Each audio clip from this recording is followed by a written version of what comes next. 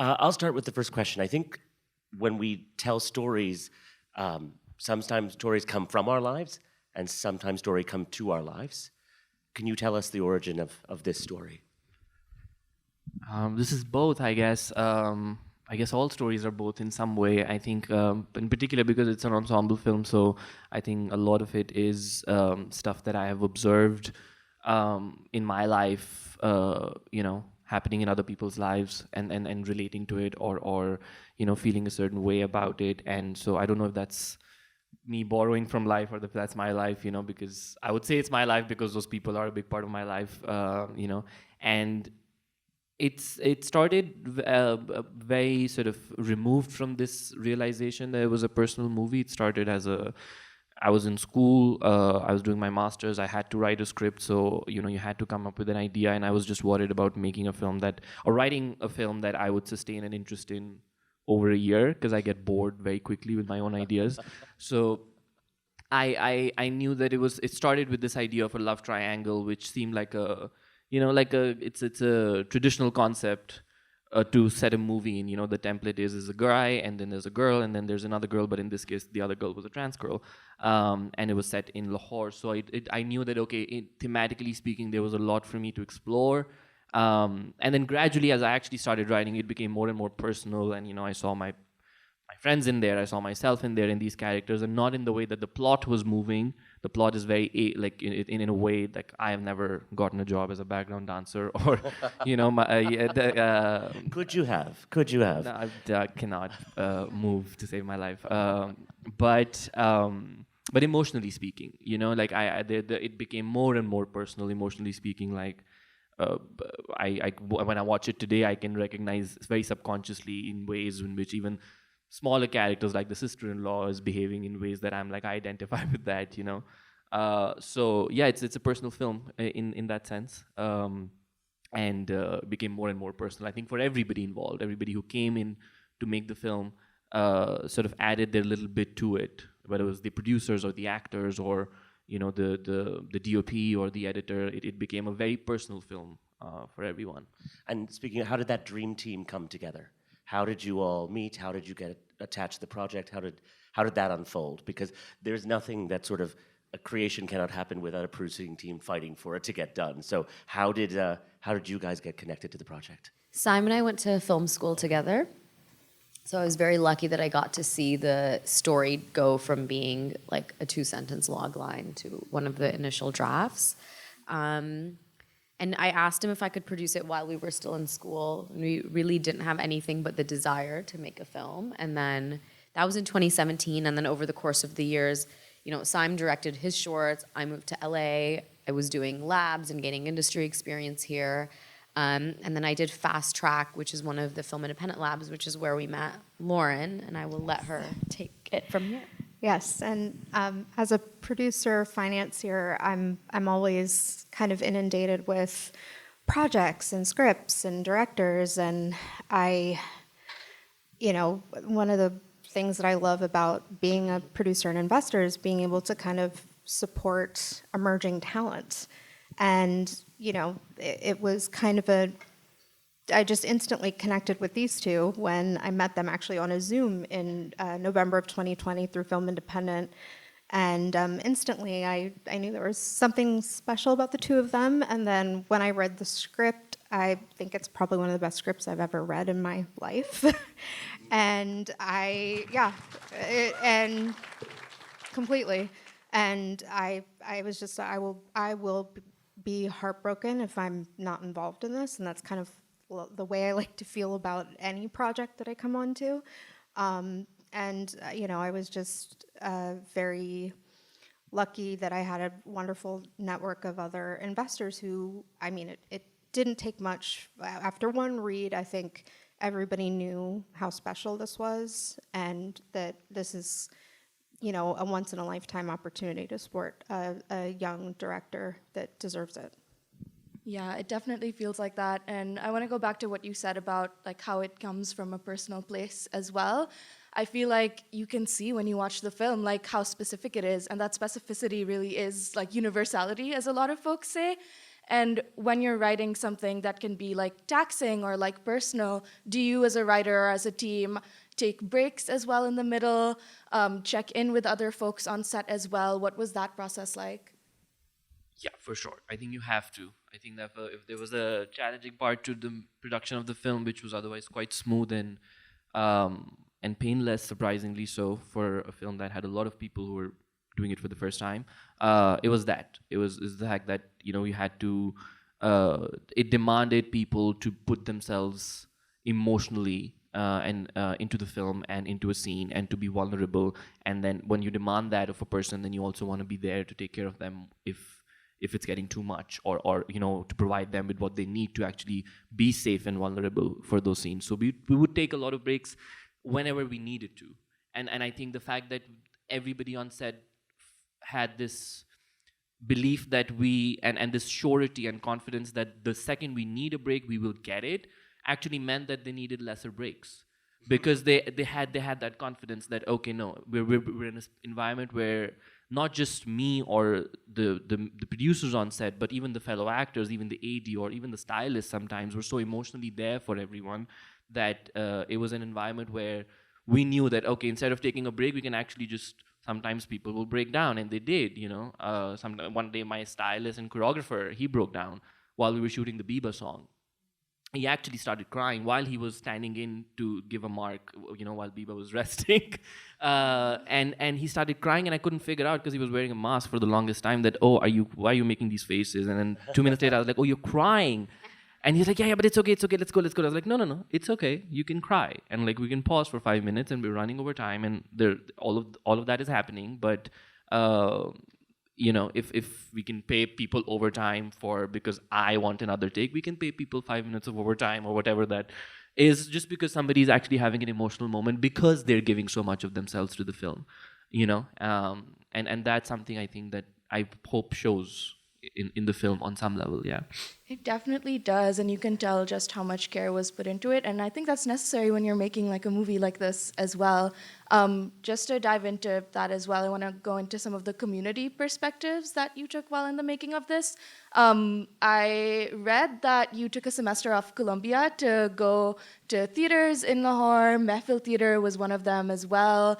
I just want to learn more about that process and other community perspectives that you took into account and how they informed the script or the story. So I started with making a short film that we knew we probably needed to be able to sort of assist the script, with some sort of a proof of concept that was visual, that could show to people who we wanted to work with that, okay, this is what it's going to look like. Because the world of the theater is so alien. Like if you say it's an erotic dance theater, but the women are fully clothed, it's something that you don't understand until you actually hear the song and see the kind of steps that they're doing. And you're like, oh, okay. And same with the Khwaja Sara community, the trans community in Pakistan, in Lahore specifically. I think we knew that we had to be able to make this film. One of the biggest sort of challenges earlier on was the fact that where are we going to find a girl who's going to play Biba? Because there are no actors who are sort of available, or there are no reels of trans actors, and we were very sure that we were going to cast an actual trans girl for this part. And so that search also began with Darling and ended with Darling, because we knew once Darling was shot that Alina was going to be not only starring in Joyland, but in many ways actually making that dream come true. Because without her, I don't think she would have been comfortable, or we would have been anybody would have been comfortable actually making the film, casting a cisgendered woman to play that part, or a man to play that part. It just wouldn't have worked. And so So the theater was a big, and then a lot of research happened with the trans community while we were doing auditions. So the audition process was that whoever is willing to give their time, they come and they talk. And a lot of these trans girls who, they wanted to remain anonymous, but they told a lot of stories about their life. And sometimes they would start with basic stuff, but eventually just start telling you so much about what they've gone through and how they survive and what's important to them. And you realize that, at least I realized that, it's not a monolithic experience to be a trans person in the world, or in Pakistan even, you would say the character is a trans person as if that's not a character, that's a gender. You know what I mean? Like they can be many different things, and it kind of freed the way in which I was writing Biba's character, because I realized that she can be anything that I want her to be, as much as Heather can be anything I want her to be. You know, she doesn't need to be a savior or a warrior or a victim, or, you know, she should be free from these labels, and she should be allowed to be rude and mean sometimes when she wants to be, and sassy if she wants to be, and vulnerable when she wants to be. That came from all the experience of talking to a lot of these girls. Yeah. Amazing. I'm going to ask a follow-up and then pass it over to you, Riaz, as well. Go ahead. But yeah, I think this film, for lack of a better word, is so inherently like Pakistani in its depiction of like queerness and transness as well. And I think just so much thought was going into, like you said, not having it be a monolithic experience, showing the diversity of these. So just going into that, like you kind of explained a little bit of why that was important to you, but even a question for like Apoorva and Lauren, when you're taking this to Western producers and saying like, you know, this is a very specific Pakistani experience of like queerness and transness, is there any pushback when you're trying to get funding in terms of this isn't like our conception of queerness, or this is like different? Well, I mean, I think it was, for me, just learning and listening and, you know, just being a good support. And I mean, that's what I wanted to do, and I wanted to learn and know what was going on. But it honestly, it didn't, I love risky things. And to me, it didn't even feel that risky, to be honest. I don't think any of us, like what kind of happened after the film came out, none of us were expecting that. And you know, when I read the script, I just thought, this is an absolutely incredible family drama.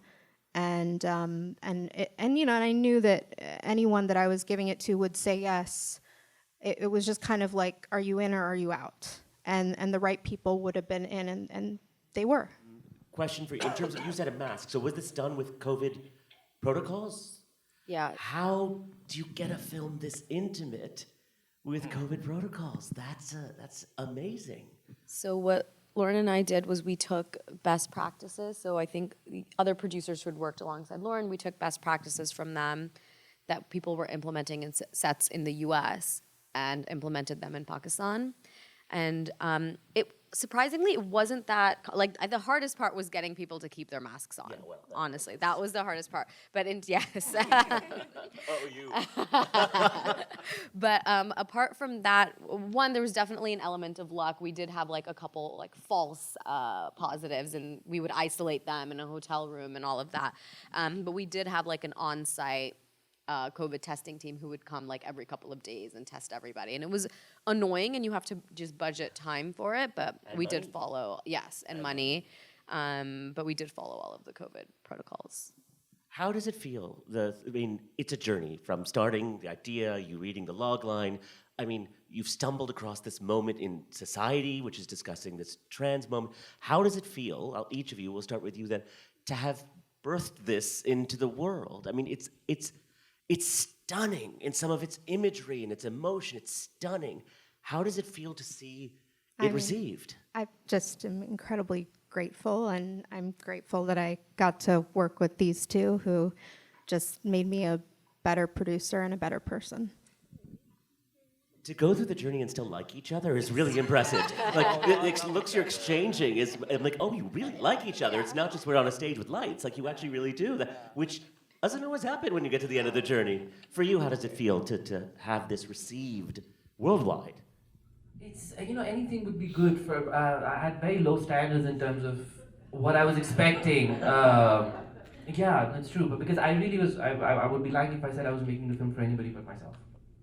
You know, a lot of people give the film like, oh, the activism of it, or, you know, and all of that is really great. I'm really happy to be involved with a film that actually, you know, gets talked about in that manner, but I did it very selfishly. I did it from my personal catharsis. So anything and everything is good. You know, like the fact that, 10 people show up, great. 100 people show up in a theater, also great. You know, I am just surprised every day that this film, which was such a tiny film, is something that a year after we made it and I handed it in and we premiered it at Cannes, and I thought that's the end of it, but it was the beginning in a way, because, you know, this film has just now a much bigger life than all of us put together. it means way more than our individual selves, and we can just be grateful for the film, to the film in a way, because it has now, we gave it a lot for many, many years, and I think it has given way more back to us in the last 1 year, and so you're just thankful, and you say thank you. That's great art. That's great art. And you were you were you studying producing, or were you producing? Okay, you're studying producing. Okay, great, got it. Definitely overwhelmed, definitely grateful. You used the analogy like giving birth. Giving birth was very exhausting. And it was like we were pregnant for years and years and years. And then finally, like the baby came out and then it didn't want to leave. And it was like, I'm going to be here for another year. So yeah, really grateful, but primarily exhausted. How many of you are filmmakers? How many of you are storytellers? Yeah, wonderful. This is deeply inspirational. So again, I would say just the last thing to show appreciation for the film and for the team. It really was a beautiful piece of work. Really beautiful. Yeah, post on social media, tell your friends, talk about it. That's the best you could do. So we really appreciate that you're here. The handles, what handles in particular? It's Joyland Movie. At Joyland Movie.